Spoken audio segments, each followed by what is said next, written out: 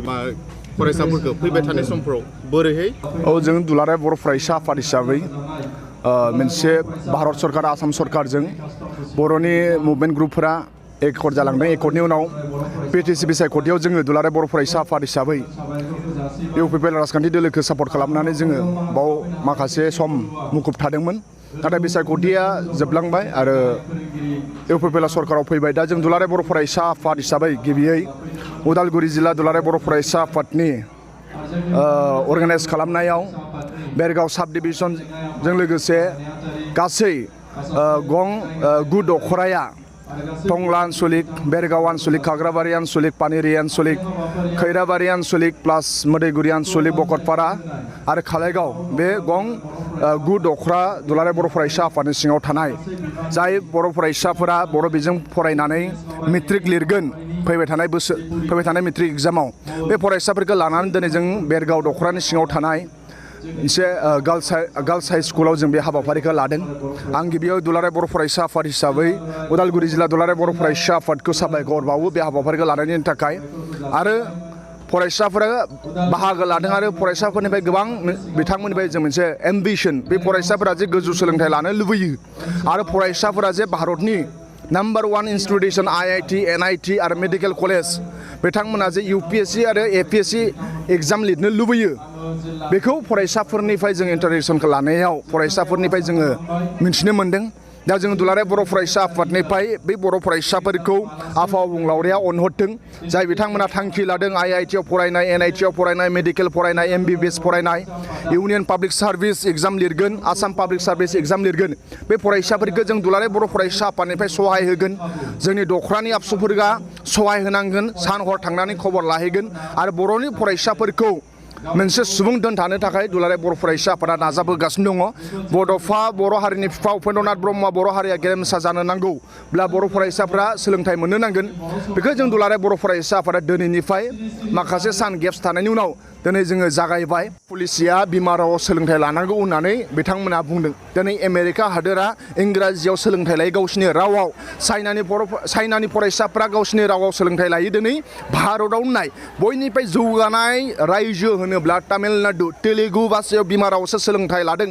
APJ Abdul Kalam भारतनि scientist आरो president बिथाङा बुंलांदों जे बिमा रावाव सोलोंथाइ लायोब्लासो बांसिन फरायसाफ्रा मा होनो सोलोंथाइ मोनो। बेबादिनो गोबां रायजोफोराव बिथांमोना गावनि बिमा रावसो सोलोंथाइ लायो। दिनै आसामावबो आसामनि गोबां गिदिर गोलाव बिथांमोना असमिया बिजोङाव सोलोंथाइ लानाय बिमा रावाव। दा ओंखायनो दिनै बर'नि गेजेरावबो दुलाराय बर' फरायसा आफादनि आफादगिरि जानाय, थांनाय बाराव मा होनो MLA मन्थ्रि जानाय, MCLA जानाय, बड'लेण्ड इउनिभार्सिटिनि गोबां प्रफेसार बिथांमोनहा बेकग्राउन्डआ बर' मिडियाम फरायनाय। दा नाथाय माखासे सानै साथाम गार्जेनफोरा बर' मिडियाम फरायोब्ला इंराजि रोङा, बर' मिडियाम फरायोब्ला माखासे स्कप खम दं होननानै बिथांमोना सानो। बे खोथायाबो सैथो। दिनैनि जुगाव ग्लबेलाइजेसनाव कमिउनिकेसननि थाखाय इंराजिया एसे दरखार दं। नाथाय नोंनि नलेजआ नोंनि बिमा रावजों फरायोब्लासो नों राफोद जागोन। ओंखायनो आं खावलायो जे बिमा रावाव सोलोंथाइ लायोब्लासो बांसिन लेखा गोरों जागोन आरो गेदेर गोलाव जागोन। बेखौ भारतनि मेलेमजिबि आरो मुलुगनि मेलेमजिबिफ्रानो बुंदों। नाथाय बेजों लोगोसे इंराजि कमिउनिकेसनखौ इंलिसखौ डेभेलप खालाम, गावनि गथ'खौ इंराजि टिउसन लाहो, हानायमानि इंराजिनि ग्रामारफोरखौ एसे पारफेक्ट खालामनो थाखाय नाजायो फोरोंगिरि बिथांमोनाबो। नोंथांमोननि बे चेनेलजों गार्जेन आरो फोरोंगुरु बिथांमोनखौबो आं माहारियारि आफाद जानानै खावलायनाय थाबाय। बिथांमोननि सहाय नांगोन, बेखौ जोंनि बर'नि इन्टेलेक्सुयेलफ्रा सहाय खालामनांगोन। दा ओंखायनो जोङो जेरैखि जाया बर' फरायसाफ्रा जोंनि देरसिन सम्पति, बे बर' फरायसाफ्रा मानसि मोजां जानो नांगोन। समाजनिफ्राय बेरेखा खामानिखौ बे उन्दैफोरनिफ्राय जोङो गोजानाव खालामथारनो नांगोन आरो बर' ओनसोलाव जाहाथे समाज बेरेखा खामानि मावग्रा लाय गैया। बर' फरायसाफ्रा दिनैबो आं सावरायदों बिथांमोनहा मा होनो लेखाखौ बांसिन नायगोन होनदों, मबाइलखौ खम नायगोन होनदों। बिथांमोनहा फैसा थाखा माहाजोन जानायनिफ्राय बांसिन मा होनो नलेज बेस ससाइटि दानो थाखाय जों बर'आ नलेज बेस ससाइटि जायो। जाहाथे बर' फरायसाफ्रा लेखा रोंनानै इन्जिनियारिं प्रफेसर जानो थाखाय गावनो जाहाथे नाजायो।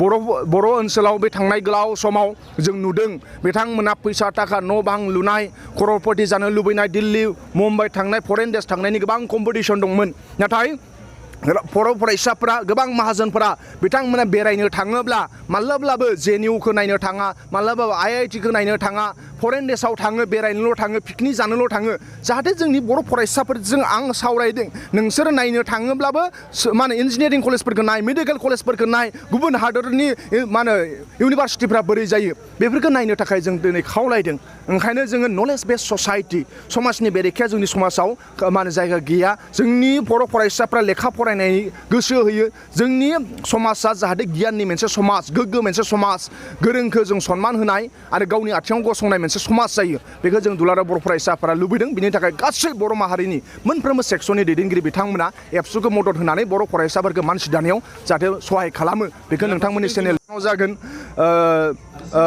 तामुलपुर साब डिभिजनाव जागोन मुसलपुर साब डिभिजन सालबारि साब डिभिजन बिजनी साब डिभिजन काजलगांव साब डिभिजन क'क्राझार साब डिभिजन आरो गसाइगाव आरो पर्बतजरा बिटिसिआव 10टा साब डिभिजन बे 10टा साब डिभिजनावबो बर' बिजों फरायनानै क्लास 10आव जाय मेट्रिक परिखा लिरगोन बे फरायसाफोरखौ जों लोगो हमहैजोबगोन आरो बे फरायसाफोरखौ जेरैखि जाया सान हर नाजानानै नोंसोरो गावनि आथिङावनो जाहाथे गसङो बिमा बिफानि अननाय आरो जोंनि फोरोंगुरु सार बिथांमोननि अननायाव बे फरायसाफोरजों सावरायहैजोबगोन जोंहा फोथायनाय दङ बर' फरायसाफोरा भारतनि नाम्बार 1 इन्स्टिटिउसनाव फरायनो बिथांमोना लुबैयो आईआईटीआव बिथांमोना फरायनो हाथों आईआईटीआव फरायनाय गोबां फरायसाफोर दं बिथांमोनखौ लानानै जों बे फरायसाफोरजों सावरायगोन दिनैबो माखासे गोरों गोरा फरायसाफोरा आंजों बाहागो लाफादों आरो बिथांमोनहाबो बेयाव सहाय खालामगोन बेखौ आङो लुबैयो दा आं दुलाराय बर' फरायसा आफादनिफ्राय जोंहा गोबां बर' फरायसाफोर दं जाय आईआईटीआव फरायनाय मेडिकेल फरायना फैनाय बे बर' फरायसाफ्राबो गावनि फंबाय बिनानाव बिथांमोनखौ सहाय खालामफाथों जों एडुकेसन एवारनेस जे प्रग्राम लादों बे प्रग्रामफ्राव बे ओनसोलनि फरायसाफ्रा जाहाथे नोंथांमोननि मिडियानि गेजेरजों दिनैनि हाबाफारि नुनानै